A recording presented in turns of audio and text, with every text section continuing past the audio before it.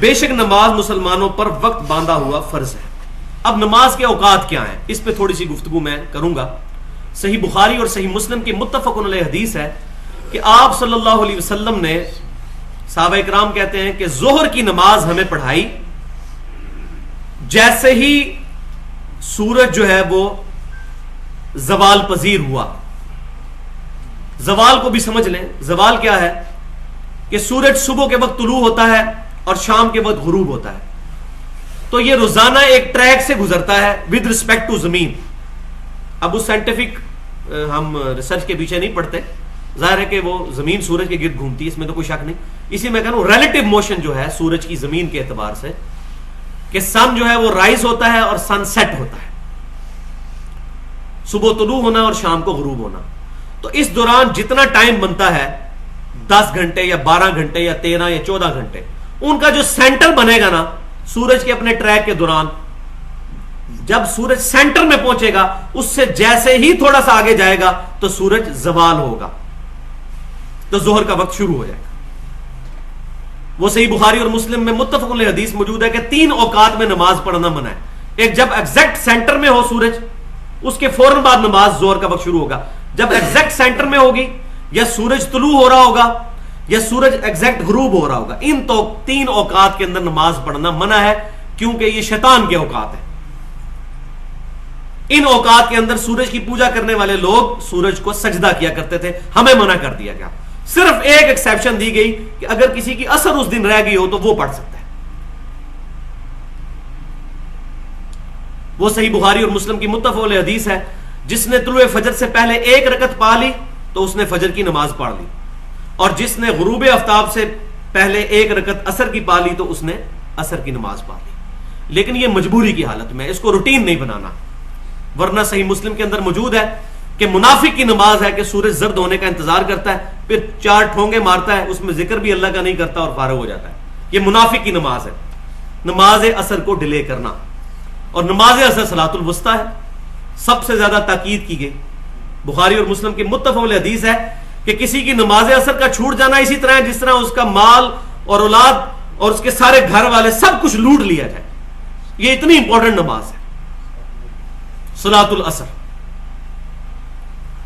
تو ظہر کا وقت زوال کے فوراً بعد شروع, جیسے ہی سورج سینٹر سے تھوڑا سا آگے جائے گا.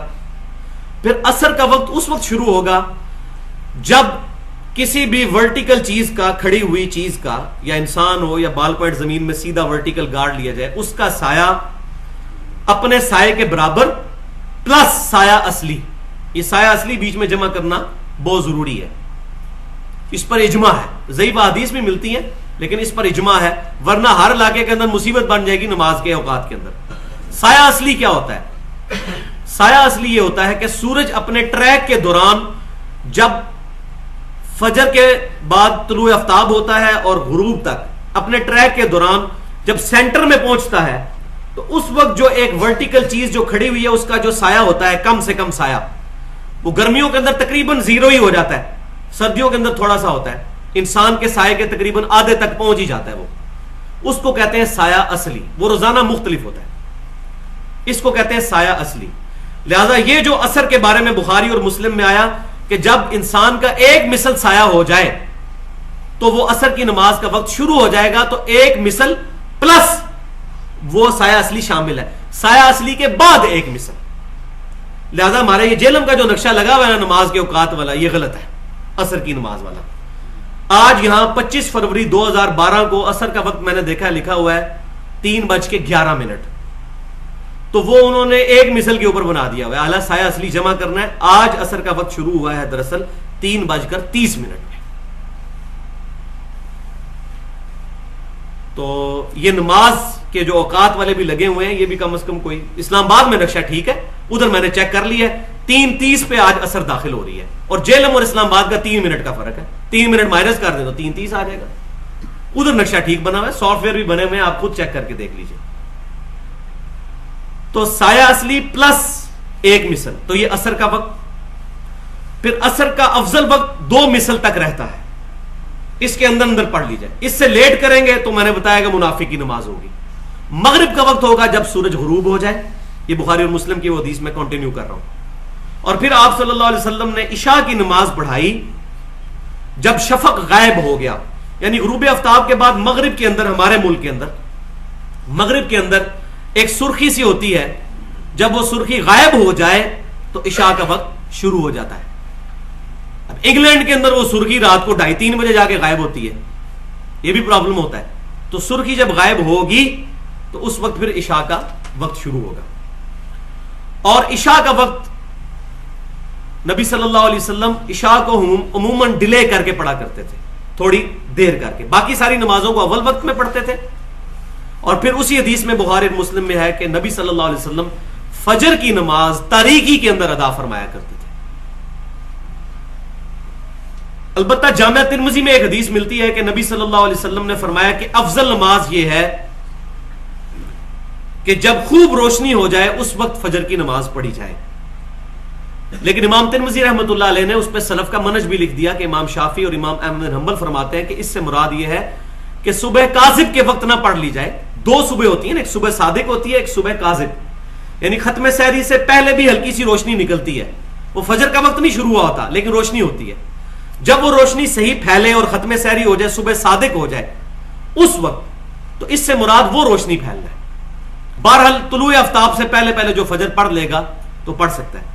تاریکی کے معاملے میں بھی کوئی اختلاف نہیں ہے۔ رمضان شریف کے اندر ہمارے بریلوی، دیوبندی، اہل حدیث تمام بھائی اول وقت میں فجر پڑھ رہے ہوتے ہیں، اور عام دنوں میں جو بیچارے اول وقت میں پڑھتے ہیں ان کو یہ کہتے ہیں دیکھو جی اتنی جلدی یہ نماز کھڑی کر دیتے ہیں، تو خود دوگلی پالیسی کی ہوئی ہے اپنے نفس کی پیروی کرتے ہوئے۔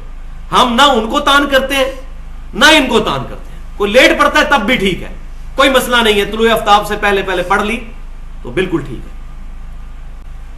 آج 25 فروری 2012 ہے، تو آج ہمارے جہلم شہر کے اندر فجر کا وقت 5:18 پر شروع ہوا، یعنی 5:18 سے پہلے پہلے آپ عشاء کی نماز پڑھ سکتے ہیں، لیکن بہتر یہ ہے کہ آدھی رات سے پہلے پڑھیں۔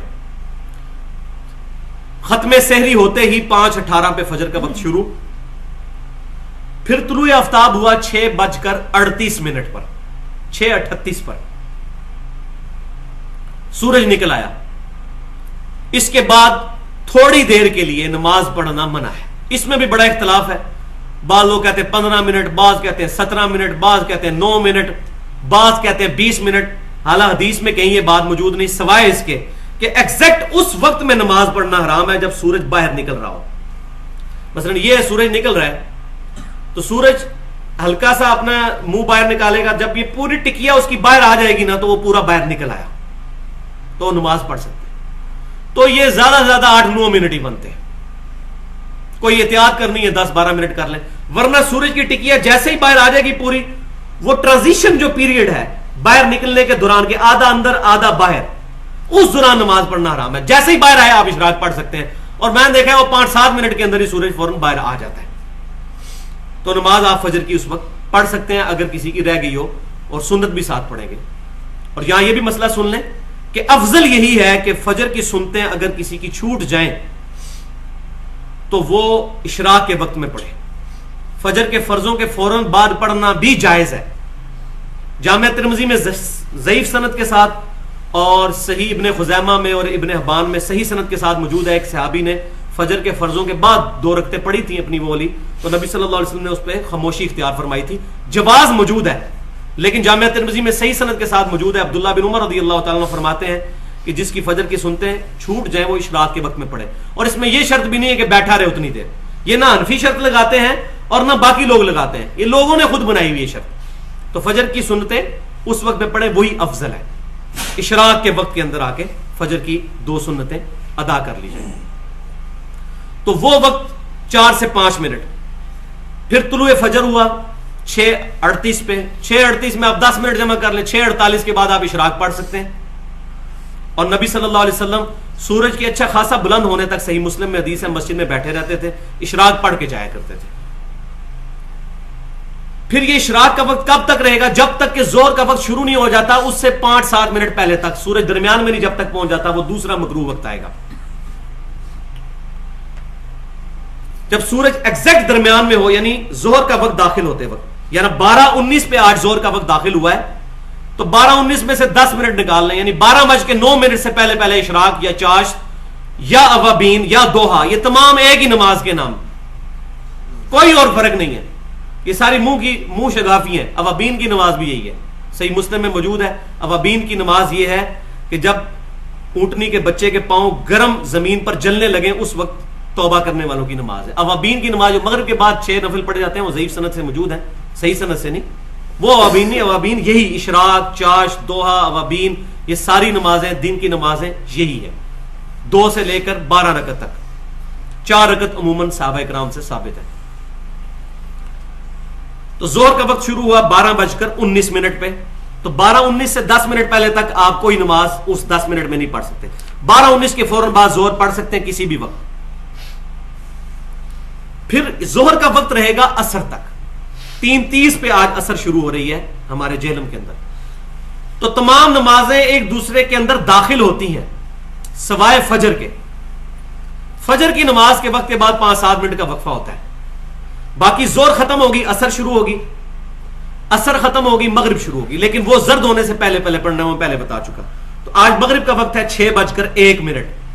تو 6:01 سے بھی آپ 10 منٹ پہلے مائنس کر لیں, اس دوران بھی کوشش کریں نماز نہ پڑھیں, وہ منافق کی نماز ہے. لیکن اگر لیٹ ہو گئی ہے تو پڑھ سکتے ہیں. اور عشاء کی نماز 7:21 پہ آج جہلم کے اندر وقت داخل ہو رہا ہے عشاء کی نماز کا. تو 7:21 تک عشاء کی نماز پڑھی جا سکتی ہے. یہ جو بات کہتے ہیں تارے نظر آ جائے تو نماز ہی نہیں ہوتی, ایسا نہیں ہے. تو 6:01 سے 7:21 تک 1 گھنٹہ 20 منٹ سے لے کر 1 گھنٹہ 38 منٹ تک ہمارے اس ایریے کے اندر مغرب کا وقت ویری کرتا رہتا ہے پورے سال میں. 1 گھنٹہ 20 منٹ تو رہتا ہی رہتا ہے. اور عشاء کا وقت پھر فجر تک رہے گا, لیکن افضل وقت ہے آدھی رات تک. فجر کا وقت یعنی کہ 5:18.